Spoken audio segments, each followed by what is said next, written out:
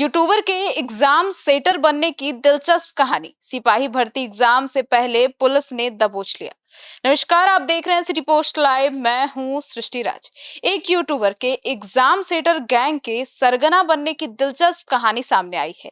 Channel और social media page के जरिए प्रतियोगी परीक्षाओं की तैयारी करने वाले युवाओं से संपर्क कर उन्हें प्रतियोगी परीक्षाओं में पास कराने का भरोसा देकर मोटी रकम ऐंठने लगा था। और आज बिहार के अलग अलग जिलों में जो है इसकी बहुत से कैंपेन चलते हैं और बहुत सी चीजें हैं। आइए विस्तार में जानते हैं chief editor Shrikant Pratyush sir से। सर, क्या है ये पूरा मामला?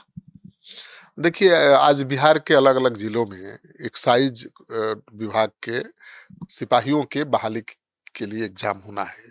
उसी को लेकर पाटलिपुत्र स्टेशन पर बवाल हुआ है। ट्रेन नहीं मिली, छात्रों ने बवाल काटा, गदर किया। और उसी परीक्षा से जुड़े एक बड़े खुलासा पुलिस ने किया है, क्योंकि एक्साइज कांस्टेबल के लिए होने वाले एग्जाम से 3 दिन पहले यानी गुरुवार को बेगूसराय की पुलिस ने देर रात एक सेंटर पर छापा मारकर गैंग के सरगना राजेश रोशन समेत 3 लोगों को गिरफ्तार किया है। ये गैंग परीक्षा में छात्रों की मदद करता था, बदले में उनसे पैसा लेता था। तो बहुत बड़ा गैंग था और इसका सरगना एक यूट्यूबर था। सर, तो कैसे ये एक यूट्यूबर माफिया बन गया? देखिए, बेगूसराय के रहने वाले एक साधारण परिवार से आने वाला ये यूट्यूबर 30 साल का है और इसका नाम राजेश रोशन है। और ये खुद पढ़ाई कर रहा था, सरकारी नौकरी की तैयारी कर रहा था और प्रतियोगी परीक्षाओं में सफलता नहीं मिली, तो पैसा कमाने के लिए इसने शॉर्टकट का रास्ता चुना और पढ़ाई कुंड नाम से एक यूट्यूब चैनल बनाया और फिर दूसरे सोशल मीडिया प्लेटफॉर्म पर भी पेज बनाकर ये ट्यूशन पढ़ाने लगा, कोचिंग कराने लगा। इसी नाम से ऑफलाइन कोचिंग सेंटर भी शुरू कर दिया। राजेश रोशन बेगूसराय में प्रतियोगी परीक्षाओं में इलेक्ट्रिक डिवाइस के जरिए छात्रों को एग्जाम सेंटर के अंदर भेजकर बाहर से उन्हें जवाब बताकर पास कराने की जिम्मेवारी लेता था। मतलब बहुत हाईटेक तरीके से वो नकल कराता था परीक्षा हॉल के अंदर छात्रों को बैठाकर। और वो पकड़ा गया है, तो बड़ा खुलासा हुआ है। सर, तो कैसे पकड़ में आया आखिर ये सेटर? देखिए, आज मतलब बिहार के अलग-अलग जिलों में आज एक्साइज कांस्टेबल के जरिए के लिए एग्जाम हो रहा है और परीक्षा में 16 लाख से अधिक अभ्यर्थी, जैसा कि मैंने पहले बताया, शामिल हो रहे हैं। और परीक्षा को कदाचार मुक्त बनाने के लिए पूरे बिहार में 500 से ज्यादा परीक्षा केंद्र बनाए गए हैं। परीक्षा केंद्र पर कैसे एग्जाम देना है, कैसे नकल कराना है, इसकी रणनीति ये बना चुका था। इस एग्जाम में 3 दिन पहले यानी गुरुवार को देर रात पुलिस को पता चला, सूचना मिली और इस सेटर गैंग के सरगना राजेश रोशन समेत 3 लोगों को पुलिस ने धर दबोचा। बेगूसराय एसपी मनीष के मुताबिक 12 जून की रात बेगूसराय पुलिस की तकनीकी शाखा को इनपुट मिला था और इस इनपुट के आधार पर बखरी थाना के जीतपुर गांव के राजेश रोशन के घर पर छापा मारा गया और पुलिस ने मौके से सेटर गैंग के मास्टरमाइंड राजेश रोशन, साहेबपुर कमाल थाना क्षेत्र के बाबू राही गांव के रहने वाले एजेंट दुलार चंद यादव को गिरफ्तार किया है। और राजेश रोशन के घर की तलाशी के दौरान हाईटेक नकल कराने वाले उपकरण बरामद हुए हैं। तो किस तरह से वो इलेक्ट्रॉनिक गजट के जरिए परीक्षा हॉल में बैठे छात्रों तक सारे सवालों का जवाब भेज देता था, ये चौंकाने वाला है। सर, तो ऐसे में इस गैंग में और कौन-कौन से लोग शामिल थे? अब राजेश रोशन की निशानदेही पर उसके साथी नंदन कुमार को कैमूर से गिरफ्तार किया गया है। नंदन भागलपुर के एक कर्मचारी, एक शारी दियारा इलाके का रहने वाला है और बिहार मिलिट्री पुलिस यानी बीएमपी का जवान भी है। वर्तमान में नंदन कुमार की पोस्टिंग कैमूर मंडल कारा में है। दुलारचंद के पिता नित्यानंद यादव गृह रक्षा वाहिनी के जवान हैं और बेगूसराय में ही तैनात हैं। इन तीनों भाइयों में मझला दुलारचंद बचपन से ही बेगूसराय शहर में रह रहा था, इसलिए गांव के लोग उसकी गतिविधियों से बिल्कुल अनजान थे। दुलारचंद का मुख्य काम छात्रों को बहला फुसलाकर अपने जाल में फंसाकर राजेश और नंदन के पास ले जाना था।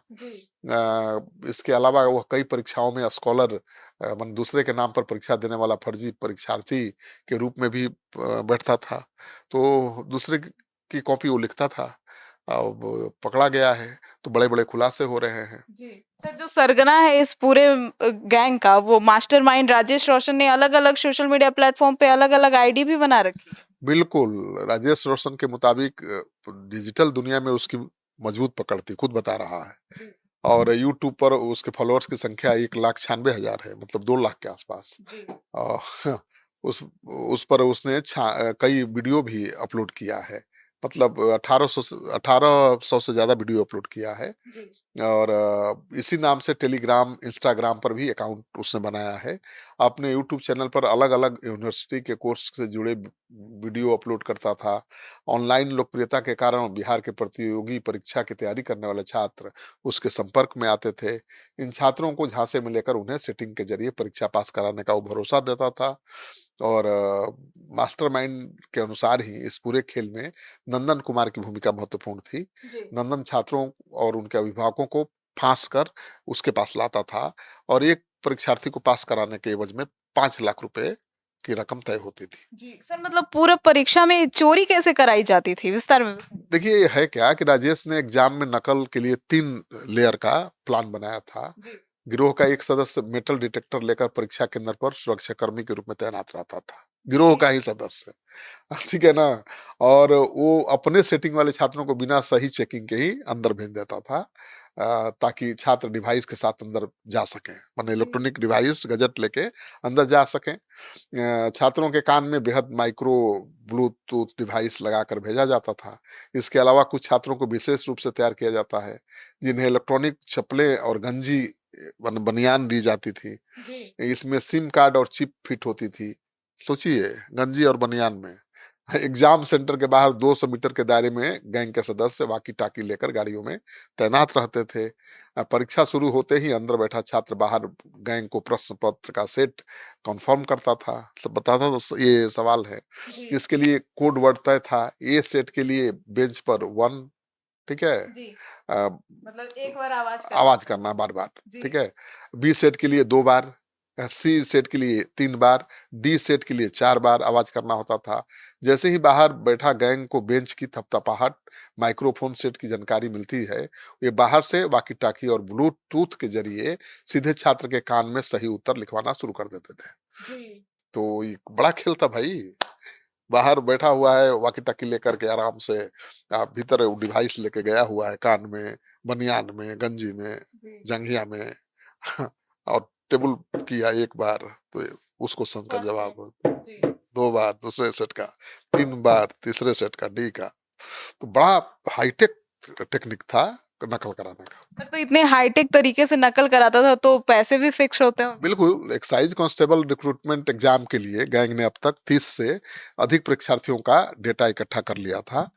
हर अभ्यर्थी से परीक्षा पास कराने के एवज में 4 से 5 लाख रुपए की रकम तय हुई थी। जी। और एडवांस के तौर पर अभ्यर्थियों के ओरिजिनल सर्टिफिकेट उसने अपने पास जमा करा लिया था, जिससे परीक्षा पास होने के बाद पूरी रकम वसूली जा सके। जी। और राजेश ने पुलिस की पूछताछ में स्वीकार किया है कि पिछले दिनों आयोजित कोर्ट लिपिक, माने कोर्ट क्लर्क की परीक्षा में भी 20 से अधिक छात्रों की सेटिंग की थी और उन्हें आंसर शीट उपलब्ध कराई थी। जी। हालांकि परीक्षा बाद में रद्द हो गई थी, जिससे काफी नुकसान भी हुआ था उसको। इस नुकसान की भरपाई के लिए सिपाही भर्ती परीक्षा में वो सेटिंग कर रहा था, जी। लेकिन उससे पहले ही पुलिस ने उसको धर दबोचा, तो और जी। डबल नुकसान। सर, तो अब तक ये कितनी परीक्षाओं में खेल कर चुका है? अब ये बताना मुश्किल है, पुलिस जाँच कर रही है, और अब तक जाँच से जो खुलासा हुआ है कि राजेश रोशन ने पिछले साल बिहार पुलिस भर्ती परीक्षा में भी कई छात्रों से रुपए ऐंठे थे। छात्र जब परीक्षा पास नहीं कर पाए, तो इस संबंध में राजेश के खिलाफ पटना के एक थाने में आपराधिक मामला भी दर्ज कराया गया था। जी। राजेश 4 भाइयों में से दूसरे नंबर पर है, और उसका छोटा भाई अभिनव भी ऑनलाइन और ऑफलाइन कोचिंग के धंधे में उसका पार्टनर है। जी। पुलिस को आशंका है कि इस सेटिंग में अभिनव भी बराबर का हिस्सेदार था। छापेमारी के समय अभिनव दिल्ली में कोई परीक्षा देने गया था। पिछले 36 घंटों से पुलिस की विभिन्न टीमें तीनों आरोपियों राजेश, दुलारचंद, नंदन से अलग-अलग बिठाकर आमने-सामने बिठाकर पूछताछ कर रही है। इनके मोबाइल फ़ोन के कॉल्स डिटेल्स, व्हाट्सएप चैट खंगाले जा रहे हैं। पूछताछ में बिहार के कई जिलों के बड़े सफेदपोश लोगों और दलालों के नाम भी सामने आ रहे हैं। इस रैकेट से जुड़े अन्य लोगों की गिरफ्तारी के लिए लगातार छापेमारी चल रही है। तो बिहार में प्रश्न पत्र तो लीक होता ही है। किस तरह से हाईटेक तरीके से नकल कराया जाता है और उसके लिए 4 से 5 लाख रुपए वसूले जाते हैं, ये खुलासा हुआ है। तो अब क्या, छात्रों का तो परीक्षा से भरोसा ही उठ जाएगा। अगर जिसके पास पैसा है, वो तो इन सेटर्स की मदद से आसानी से पास कर जाएगा और जिन्होंने मेहनत की है, पढ़ाई की है, वो पीछे रह जाएँगे। तो ये बड़ा दुखद है। तो सुना आपने, तो आपकी क्या राय है इस पूरे मामले को सुनने के बाद? अपनी राय ज़रूर बताइएगा। धन्यवाद।